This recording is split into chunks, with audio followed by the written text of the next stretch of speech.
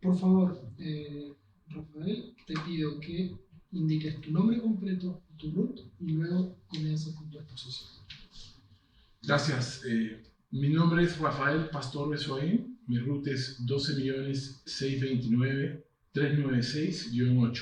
Soy el decano de la Facultad de Derecho y Humanidades de la Universidad Central. Adelante, por favor. Bueno, ya me introduje, o sea que esto lo puedo acortar. Simplemente quiero transmitir rápidamente qué es lo que me motiva a estar acá, ¿no? Me motiva colaborar con este proceso histórico desde mi postura de académico, con una pequeña propuesta de modificación simple, pero creo que relevante, a la norma propuesta por el Comité Técnico, por la Mesa Técnica, sobre el derecho de propiedad intelectual. Yo le estoy llamando acá propiedad intelectual e industrial.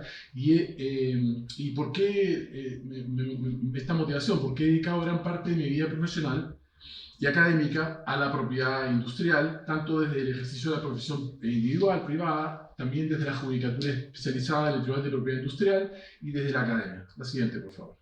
Entonces, ¿cuáles son los fundamentos de mi propuesta? Evidentemente, es una buena noticia que haya una cláusula o norma que se haga cargo de la propiedad intelectual y de la propiedad industrial. Esto es parte de la tradición chilena, ¿no es cierto? Hemos tenido estas cláusulas en la Constitución del 80 y en otras constituciones, esto es algo relevante. ¿Cuáles son los fundamentos clásicos para aceptar que este tipo de propiedad esté en la Constitución? Bueno, primero, evidentemente, su calidad de derecho humano.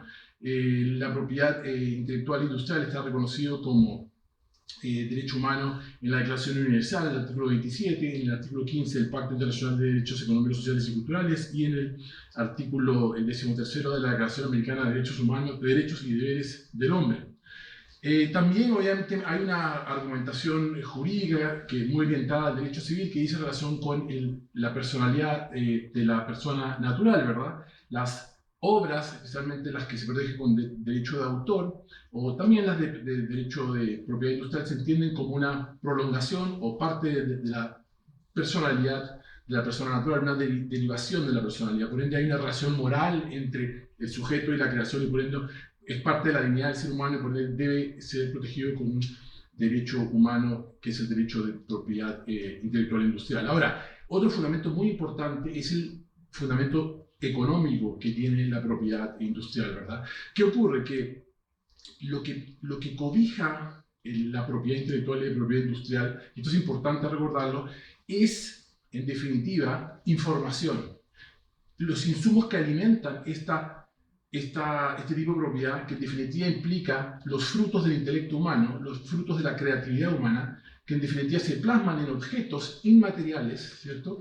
Intangibles, que son protegidos por el derecho a nivel constitucional y legal. ¿Por qué? Porque si nosotros no entregamos este instrumento, esta herramienta, que es la propiedad, en definitiva la cantidad de bienes vinculados a este tipo de protección nunca van a ser subóptimos. La cantidad de los mercados van a ser subóptimos, y esto es producto del problema que sabemos que ocurre con los productos que tienen esta naturaleza. Hay una falla de mercado, que es el problema de las externalidades, y cuando hay este tipo de externalidades positivas, los mercados siempre producen una cantidad subóptima de este tipo de bien. Por ende, necesitamos un incentivo, como es la propiedad intelectual, para que los creadores de este tipo de propiedad se sientan motivados a seguir produciendo. Sin propiedad intelectual, no simplemente sin ella, pero sin ella no hay un objetivo, no hay un fundamento económico para producir el bien, ¿no es cierto? Entonces, esta externalidad positiva justifica la provisión de este tipo de protección a nivel constitucional, ¿no es cierto? Además, que la información que protege este tipo de bienes puede ser considerado lo que se conoce en teoría económica como un bien público, es decir, un bien que no tiene rivalidad en el consumo, que no tiene rivalidad en el consumo y no tiene posibilidad de excluir a aquella persona que quiera acceder al bien y no paga por el mismo. Por ende, si no se tiene este tipo de protección, va a haber una cantidad subóptima de protección respecto a este bien. Hay toda una literatura que se aboca a aceptar que debe protegerse la propiedad intelectual e industrial en base a una justificación económica, para asumir el problema que genera la externalidad positiva, y también por la naturaleza de bien público, de tener información que cobija este tipo de propiedad industrial, como decía, por su característica de no rivalidad y no posibilidad de excluir a las personas que quieran acceder al mismo sin pagar. Por ende, tenemos que generar una retribución, un incentivo para que los mercados produzcan una cantidad óptima de este bien.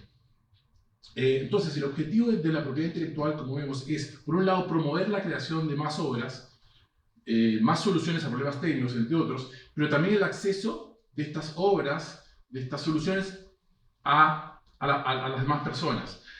También se busca mayor intercambio de los productos de objetos protegidos por la propiedad intelectual. Entonces, la norma constitucional debe reconocer esta compensación, este trade-off entre creación de insumos que son protegidos por propiedad intelectual y a su vez por el acceso a estos bienes.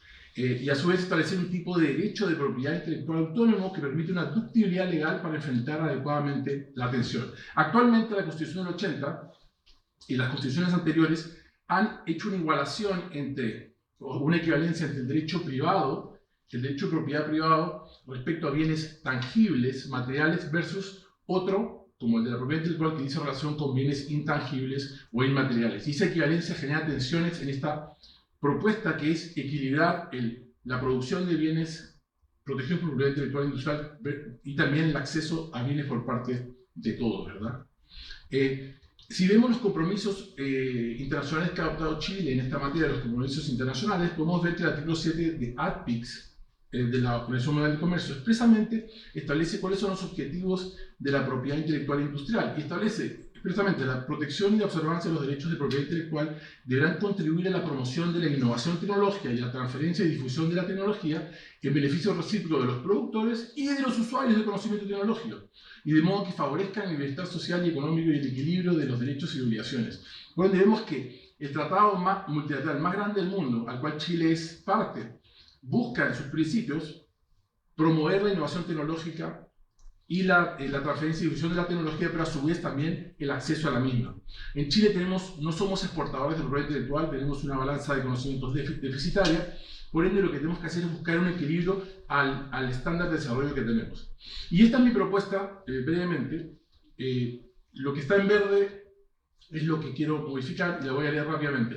Mi propuesta es que quede así para que tengamos una propuesta lo más balanceada posible. La Constitución asegura a todas las personas, no solamente el derecho de propiedad intelectual industrial como está establecido en el texto, sino el texto habla del derecho de propiedad intelectual. Yo estoy promoviendo que se haga la diferencia entre intelectual e industrial, porque en Chile, cuando hablamos de propiedad intelectual, lo tendremos a identificar exclusivamente con el derecho de autor y no con el derecho industrial. Esto porque la ley de derecho de autor se llama la ley de propiedad intelectual. Por un tema de tradición es bueno diferenciarlo. La Constitución asegura a todas las personas el derecho de propiedad intelectual e industrial. El Estado reconoce el derecho del autor sobre sus creaciones intelectuales, artísticas y científicas, el que comprende los derechos patrimoniales y morales, eso lo incorporo yo, los derechos patrimoniales y morales de las obras, todo en conformidad y por el tiempo que señala la ley, el que no será inferior al de la vida del titular y los derechos conexos que la ley establece. Se garantiza también el derecho de propiedad industrial sobre las patentes de invención, modelos de utilidad, diseños industriales, eso lo agrego yo, marcas comerciales u otras creaciones análogas que determine la ley por el tiempo que ésta establezca. Y finalmente agrego dos acápites que será solamente aplicable al derecho de propiedad intelectual industrial lo prescrito en las letras A y B en el inciso 34 precedente sobre el derecho de propiedad, y las leyes y regulaciones que se crean como consecuencia de la aplicación de las letras A y B y en el inciso 34 precedente sobre el derecho de propiedad deben promover la creación artística, cultural y la innovación tecnológica, como también el dominio público y el patrimonio cultural común. Como ven, son dos acápites que lo que buscan es asegurar que desde la Constitución se generen normas, orientaciones al sistema legal que busquen promover tanto la producción de bienes protegidos por propiedad intelectual industrial y también el acceso a estos bienes a través de la determinación del dominio público y el patrimonio cultural común. Para cerrar, la propuesta lo que permite es dar más autonomía al derecho de propiedad intelectual frente a las propiedades a secas, permitirá la conformación de un sistema de PI más dúctil y balanceado para generar este equilibrio. La flexibilidad dice relación con asegurar un equilibrio entre los derechos e intereses de los creadores e innovadores de la propiedad intelectual con los de usuarios y beneficiarios de la propiedad intelectual. A su vez, la propuesta reconoce, al reconocer al dominio público y el patrimonio cultural común, fija límites más dúctiles respecto a los bienes intangibles que la ley derechamente excluye de la propiedad intelectual, cuya vigencia protectora está sujeta a plazo y a condición, por ejemplo la caducidad, quedando a disposición de todos. En definitiva, lo que proponemos es la redacción de esta norma que permite optimizar el equilibrio entre creación de cultura, innovación y tecnología y acceso al conocimiento, previendo de este modo un marco constitucional autónomo respecto al del derecho de propiedad sobre bienes materiales o marco o tangible que orienten al legislador, los tribunales de justicia, los servicios públicos y al Instituto Nacional de Propiedad Industrial para que puedan, cuando sea necesario, actualizar el referido equilibrio, promoción y acceso a nivel legal, como a su vez en la ejecución de la observancia de los derechos que emanan de ese tipo de propiedad inmaterial e intangible. Muchas gracias.